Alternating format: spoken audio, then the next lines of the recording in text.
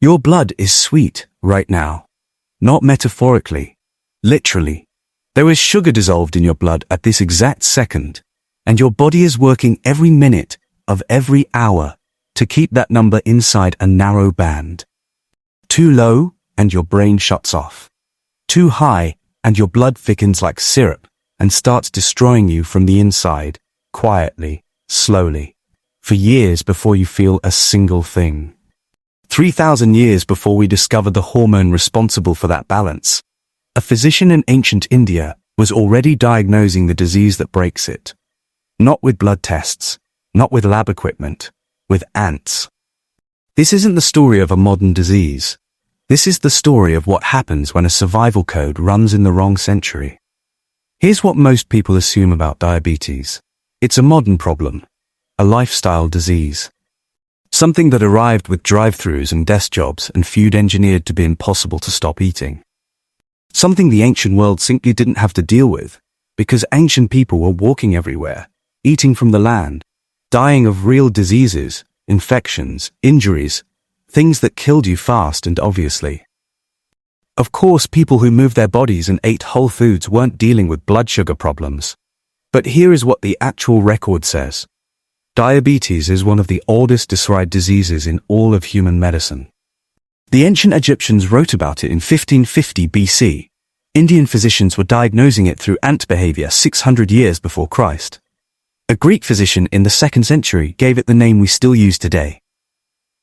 And they were watching it kill people, with the same helpless recognition that doctors in the early 20th century would immediately understand. The disease didn't arrive with McDonald's. It arrived with farming. And the reason we couldn't stop it then is the exact same reason we're still struggling to stop it now. Let's go back to before farming, before cities, before grain. Picture a human body 100,000 years ago. Not primitive, engineered. Specifically built for a world where food arrived in bursts. You found fruit, you ate all the fruit immediately. You made a kill, you ate the whole animal. Then you walked until the next burst came, which might be days away. Your body learned to manage this by storing energy the moment it arrived. Glucose hits the blood, insulin surges, cells open up, sugar gets locked into fat and muscle for later. Brilliant. Efficient. The system that kept your ancestors alive through famines that erased everyone around them. The problem is, that system was designed for a world that stopped existing 10,000 years ago. When humans started farming, the feast part of feast and famine became permanent. Grain meant reliable carbohydrates every single day. Reliable carbohydrates meant constant glucose. Constant glucose meant an insulin system built for occasional urgent bursts was suddenly running at full throttle all day, every day, generation after generation. The cells did what any overwhelmed system eventually does. They stopped listening. They became resistant to the signal. Insulin kept arriving, and the cells just stopped opening the door. That's insulin resistance, the beginning of type 2 diabetes. And it was happening inside ancient bodies, within a few thousand years of the first harvest. We know this because the bodies started leaving records. The first written description that reads unmistakably like diabetes comes from the Ebers Papyrus, an Egyptian medical text dating to approximately 1550 BCE, named after George Ebers, the German Egyptologist who purchased it in Luxor in 1872. The document lists a condition of frequent urgent urination and unquenchable thirst. The prescribed treatment was a blend of beer, bone marrow, and crushed herbs. Not effective, but the observation was exact. They saw it, they wrote it down. They tried. At almost exactly the same time, physicians in ancient India were arriving at the same recognition through a completely different method. They noticed that the urine of certain patients attracted ants, so they tasted it. Sweet. They called the condition Madhumeha, honey urine. And they connected the sweetness to a recognizable cluster of symptoms. Thirst that no amount of drinking could resolve. Hunger that persisted no matter how much the patient ate. A body wasting steadily away, while the patient remained hungry and thirsty, and present, and disappearing all at once. The Charaka Samhita, a foundational Ayurvedic text attributed to the physician Charaka, compiled around 600 BCE, describes 20 categories of urinary disorder. Several align with type 1 and type 2 diabetes so precisely that modern endocrinologists have read those ancient descriptions and recognized their own patients in them. They were doing clinical diagnosis through insect behavior 2,600 years ago. And they were right. Across the ancient world, in Greece, the physician Horatius of Cappadocia, writing in the 2nd century CE, gave the disease the name we still carry: diabetes, from the Greek word for siphon. Because the body seemed to be siphoning all its fluids straight through, the patient drinking desperately, urinating constantly, the flesh appearing to dissolve into water. His description reads like a case file. The patients never stop making water. The flow is incessant, like the opening of aqueducts. The flesh melts. Life is short, disgusting, and painful. He was describing diabetic ketoacidosis, the body unable to access glucose, burning its own muscle and fat for fuel, producing acidic ketones, consciousness beginning to slip. He had none of our vocabulary. No concept of a hormone. No concept of a cell. He just watched people die of the same thing over and over and wrote down what he saw with devastating accuracy. And then medicine stalled. Not because physicians stopped trying. They never stopped trying. For 1,000 years after Horatius, physicians across every major culture watched patients dissolve and offered what little they had. The 11th century Persian physician Ibn Sina described the disease in his Canon of Medicine with the same precision Horatius had shown, noted the sweet smell of diabetic breath, recommended dietary restriction, watched patients die slower. He got the symptom picture exactly right. He had no way to reach the cause. 1,000 years of watching, 1,000 years of naming, 1,000 years of the mechanism being completely, structurally invisible. Because the mechanism wasn't in any organ you could see, or touch, or examine. It lived inside a tiny, scattered population of cells, buried deep within the pancreas. And no one would find them until 1869, when a German medical student named Paul Langerhans, working at the University of Berlin, and not even studying diabetes specifically, peered through a microscope at pancreatic tissue and noticed cells that looked distinctly different from everything surrounding them. He had no idea what he was looking at. The answer had been sitting inside every patient for 3,000 years. Inside every body that Horatius watched dissolve. Inside every patient Ibn Sina tried to save. Inside every person the Egyptian physicians pressed bone marrow and beer into the hands of. The answer was always there. And the one person who finally saw it didn't recognize it. He named the cells, published a brief note, and moved on to other work. The cells would eventually be named the islets of Langerhans in his honor.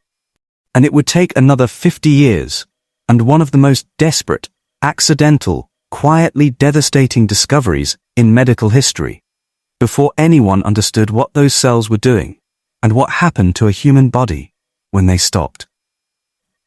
But before we get to that discovery, you need to understand what those 50 years looked like for the people living inside them. Her name was Elizabeth Hughes. Her father was Charles Evans Hughes, Governor of New York, Secretary of State, the man who came within one state of becoming President of the United States in 1916. By any measure, one of the most powerful families in America. Elizabeth was 11 years old when she was diagnosed with type 1 diabetes in 1919. Her mother took her to the only specialist available. A physician named Frederick Allen had pioneered the sole existing treatment, a starvation diet so severe that some patients received as few as 450 calories per day. The logic was brutal but internally consistent. If the body couldn't process carbohydrates, you removed carbohydrates almost entirely. His clinic in New Jersey had a name, his patients gave it themselves, the starvation ward.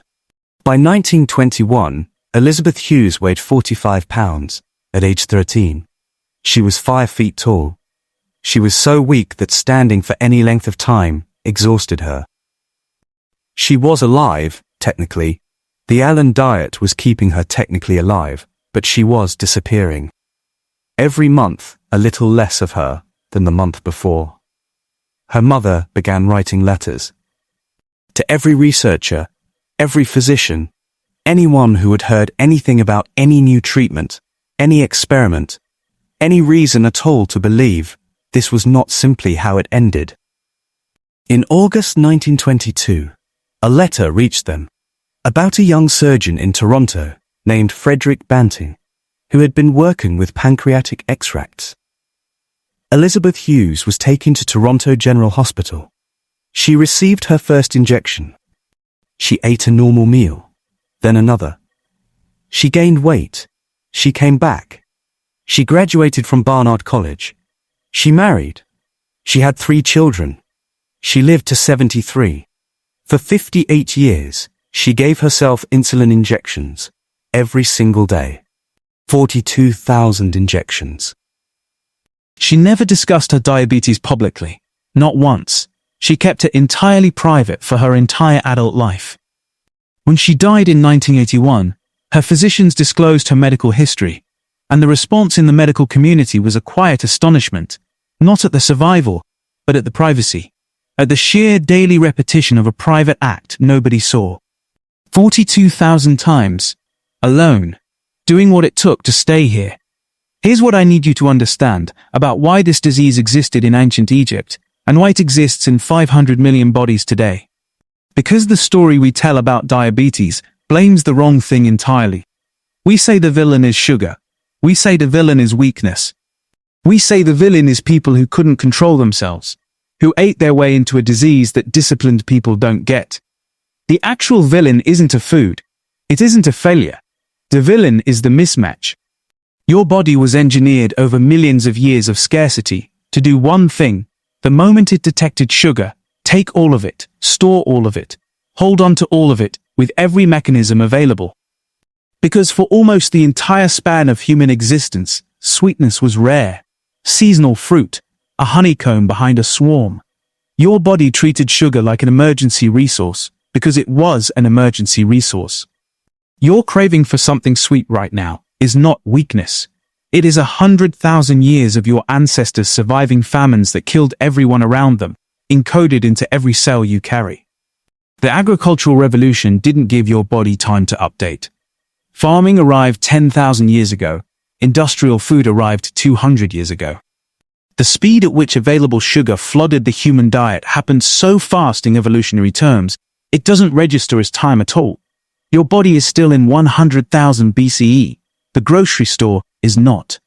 The International Diabetes Federation now estimates that over 500 million adults worldwide are living with diabetes. By 2045, that number is projected to reach 78.3 million. Dr. Paul Zimmet, one of the leading epidemiologists tracking this global spread, has called it a tsunami. Slow enough that no one mobilized until it was already enormous. Not because people got weaker, because the war got faster than evolution could follow. The Egyptian physicians saw it in 1550 BC and reached for bone marrow and beer. The Indian physicians tasted it in urine and named it honey.